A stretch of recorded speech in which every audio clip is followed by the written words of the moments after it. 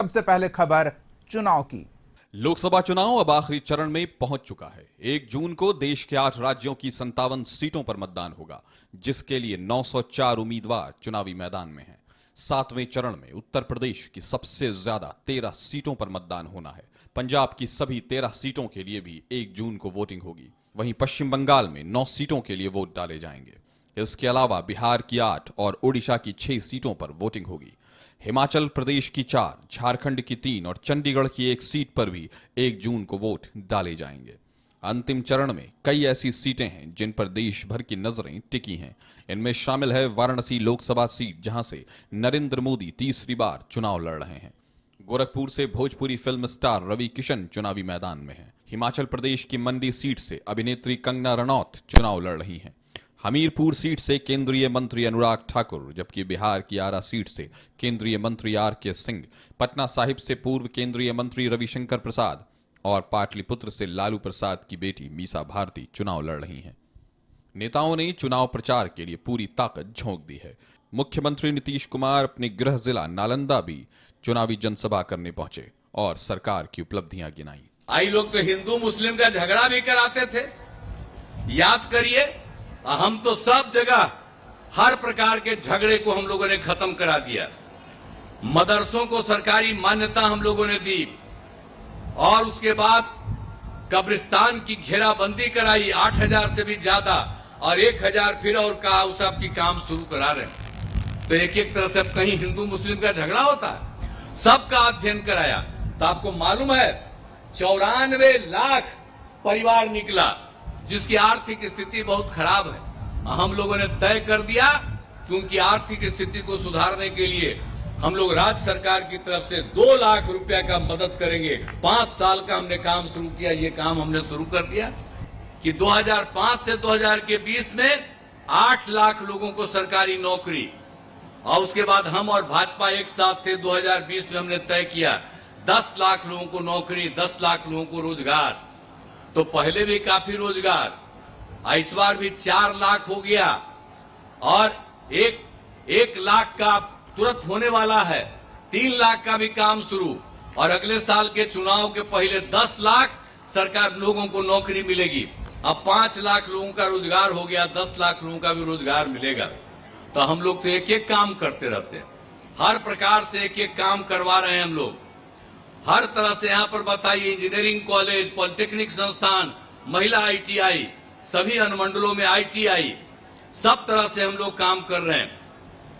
और आप जानते हैं कि भगवान महावीर आयुर्विज्ञान संस्थान, हर प्रकार से GNM संस्थान, नर्सिंग कॉलेज, फार्मेसी कॉलेज, सब तरह का काम किया है हम लोगों ने। अनुमंडलों में ANM प्रशिक्षण संस्थान सा छात्रावास।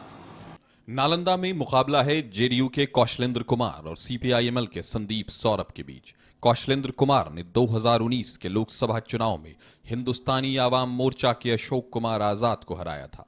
कौशलेंद्र कुमार को 5,40,000 वोट मिले थे, जबकि अशोक कुमार आजाद को 2,84,000 वोट मिले थे। नीतीश कुमार ने नालंदा में सभा की तो कांग्रेस नेता राहुल गांधी पहुंचे पटना साहिब लोकसभा क्षेत्र और खुसरूपुर में सभा की। पटना साहिब में बीजेपी के रविशंकर प्रसाद का मुकाबला कांग्रेस के अंशुल अभिजीत से है। पटना साहिब में पिछली बार रविशंकर प्रसाद ने कांग्रेस के शत्रुघ्न सिन्हा को 2,84,000 वोटों के अंतर से हराया था। रविशंकर प्रसाद को 6,07,000 वोट मिले थे, जबकि शत्रुघ्न सिन्हा को 3,22,000 वोट मिले थे। कांग्रेस उम्मीदवार के लिए वोट मांगने राहुल गांधी पटना पहुंचे। मोदी जी, आप लंबे लंबे भाषण देना बंद कीजिए। आप देश को बांटने की कोशिश नहीं कीजिए। आप सबसे पहले देश के युवाओं को यह बताइए, बिहार के युवाओं को यह बताइए कि आपने हिंदुस्तान के युवाओं को कितना रोजगार दिया, कितनी नौकरियां दी। आपने 2 करोड़ युवाओं को रोजगार देने की बात की थी, आपने एक युवा को नौकरी नहीं दी। यहां हाथ उठा के दिखाओ भैया, बेरोजगार, ये बेरोजगार हाथ उठा के दिखाओ। ये है नरेंद्र मोदी का नतीजा, इनकी पॉलिसी का नतीजा कि हिंदुस्तान में युवाओं को रोजगार नहीं मिल सकता।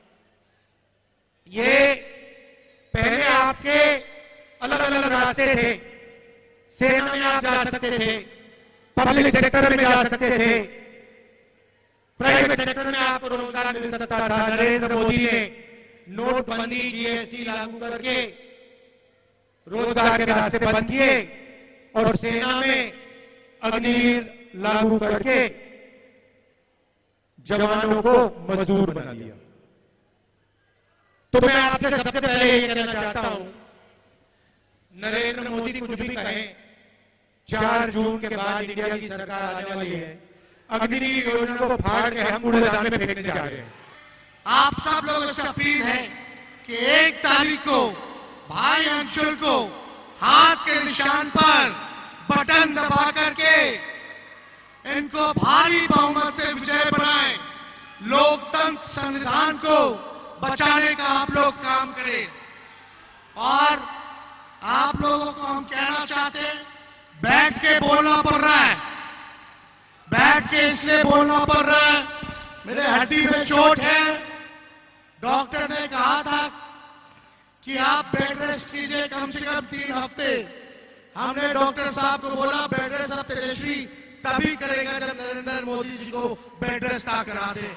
चुनाव के आखिरी दौर में राहुल गांधी के बिहार दौरे पर सियासत भी तेज है। जेडीयू सांसद संजय झा ने कहा है कि जब चुनाव खत्म हो रहा है तब राहुल गांधी बिहार आए हैं। अब 4 जून को रिजल्ट के साथ ही उनकी राजनीति का अंत हो जाएगा। वहीं डिप्टी सीएम सम्राट चौधरी ने भ्रष्टाचार को लेकर राहुल गांधी पर निशाना साधा तो कांग्रेस ने भी पलटवार किया। बड़ी कृपा की बिहार के ऊपर राहुल गांधी जी ने कि 1.5 महीना में ये दूसरी बार आ रहा है, लेकिन उनके आने से ये पूरा जो ये चुनाव जो 4 को रिजल्ट आएगा, परिवारवाद के पॉलिटिक्स का अंत है। और उनके आने से अब सोचिए ना, चुनाव खत्म हो गया हो रहा है तब यहाँ पर आए। आप सोच सकते हैं कि बिहार के प्रति उन लोगों की क्या भावना है। बिहार में क्या होना है, लेकिन यहाँ लालू प्रसाद जी के परिवार जिस तरह शोर मचा रहे हैं उससे यह स्पष्ट झलकता है कि ये सारे लोग भ्रष्टाचारी हैं और भ्रष्टाचारी के सरदार दिल्ली से आ रहे हैं, जिनके नेतृत्व में पूरे देश में भ्रष्टाचार हो रहा है। तो कांग्रेस पार्टी ने पिछले 55 वर्षों में इस देश को लूटने का काम किया। जिस तरह अंग्रेजों ने लूटा उसी तरह कांग्रेस पार्टी ने देश को 55 साल तक लूटने का काम किया। हाँ, वो तो इलेक्टोरल बॉन्ड के बाद साफ हो ही गया, सुप्रीम कोर्ट ने फैसला सुना दिया। बाकी जनता सब कुछ समझती है कि भ्रष्टाचारी का सबसे सिरमौर बैठे हुए हैं नरेंद्र मोदी। 6 चरणों में अब तक लोकसभा की 486 सीटों पर मतदान हो चुका है और अब आखिरी दौर के मतदान के लिए जोर आजमाइश चल रही है। सभी दलों का दावा है कि जीत उनकी हो रही है, लेकिन लोकतंत्र में मालिक जनता होती है। दावे अपनी जगह हैं, लेकिन जनता का फैसला क्या है, इसके लिए 4 जून का इंतजार करना होगा, जब लोकसभा चुनाव के नतीजे आएंगे। ब्यूरो रिपोर्ट, कशिश न्यूज।